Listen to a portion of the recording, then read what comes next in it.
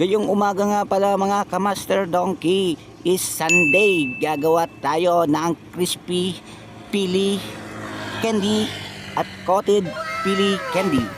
At ito na nga yun mga kamaster donkey ating lolotoin. Yung piling sariwa. Ano lang namin yan. Kakatapos lang namin linisin yan. At ayun na nga, nagpakulo na ako ng mantika dahil uunain ko yung crispy pili at yun nga ang paglalagyan namin pag naloto na mga kamaster donkey.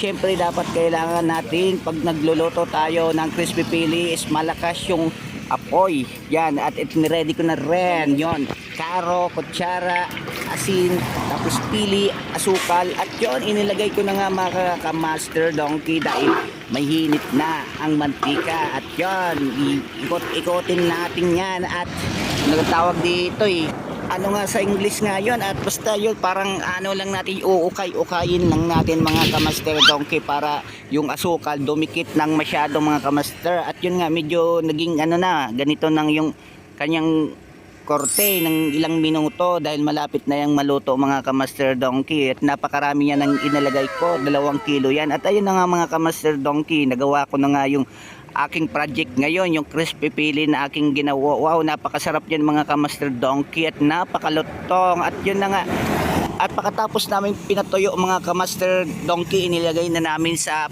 plastic. Ganyan kasi yung aming gagawin, talagang i-repack namin yan At shout out dyan sa mga kapatid kong naging para lagay dyan yan mga kamaster donkey. At pagkatapos nga ulit ng aming gawang crispy pili at gumawa na rin ako ng coated pili. Ano yan? At pagkatapos ng ilang minuto mga kamaster donkey, naging ganyan ang itsura niya. Ang tawag niyang first coated. At naglagay na ulit ako ng asukal dahil ilalagay ko ulit yan doon mga kamaster donkey. Kasi yung coated, na paggawa ng coated, may tinatawag na, naalala ko na yung first coated tapos second coated mga kamaster donkey. At yun nilagay ko na ulit at inalo-halo ko mga kamaster donkey. Dapat kailangan kasi nakadalawang asukal ang ilalagay namin dyan para talagang maging sure na coated talaga siya mga kamaster donkey. At ayun mga kamaster donkey yung pagkatapos ulit ng ilang minuto, naging ganyan ang itsura niya. At nagpapatunaw na ako dito sa final niya, yung finish na itatawag niya finish product, yung para maging mapula mga kamaster donkey. At yon mga kamaster donkey, napaka init talaga mga kamaster donkey. Paggawa pa lang mga kamaster donkey ng coated pili, napakaraming oras at napakaraming time ng pagmamahal ko sa iyo. Char, joke. Oy, char lang yun. Siyempre dapat mahalin mo para kahit papano mahalin ka rin ng mga customer na bibili sa iyo. Dapat ganun mga kamaster donkey, dapat parehas kayo nagmamahalan para yung relasyon ninyo tumagal. Talaga natural na lang talaga yung nag-aaway-away sa relasyon. Ano kasi yun ang tawag doon yan ang sinasabing healthy. Ewan ko sa inyo mga kamaster donkey. At yun ang mga kamaster donkey, nakita na ninyo. Hindi pa yan tapos, mamaya magpapatunaw pa talaga ako na niyan ng asukal para maging mapula siya mga kamaster donkey. Sa mga kamaster natin donkey dyan, baka naghahanap kayo ng pili, pwede naman kayong mag-order sa akin at ako na ang magdi-deliver sa inyo. I-door to door ko yon. At pag maraming kinuha ninyo mga kamaster donkey, bibigyan ko kayo ng discount at bibigyan ko rin kayo ng pasobra free. Ano pa mga kamaster donkey, asikaso na kayo para magawan ko kayo ng bago. Basta mag-PM lang kayo sa akin kaagad mga kamaster donkey. Okay?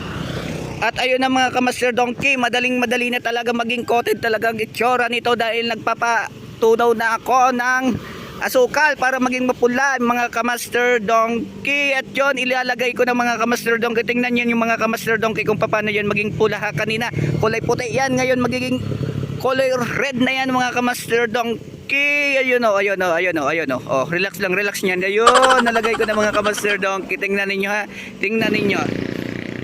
Yan o, madali na, tingnan na nyo. Wow, magic mga kamaster donkey. Kanina kulay red yan at tapos ngayon magiging kulay, magiging kulay red na yan mga kamaster donkey. At inahalo-halo ko na para mas lahat malagyan, para mas lahat maging color red na siya mga kamaster donkey. Yon, at ibinalik ko ulit sa sa apoy niyan. At yun ang mga kamaster donkey, pagkatapos niyan naging ganyan ang itsura ng aking pakaluto niyan. Yan ang totoo mga kamaster donkey na sinasabi ng coated. Basta mag-PM lang kayo agad sa akin kung nagbabala kayong bumili. Salamat, please like and subscribe, pa-share na rin. I love you so much.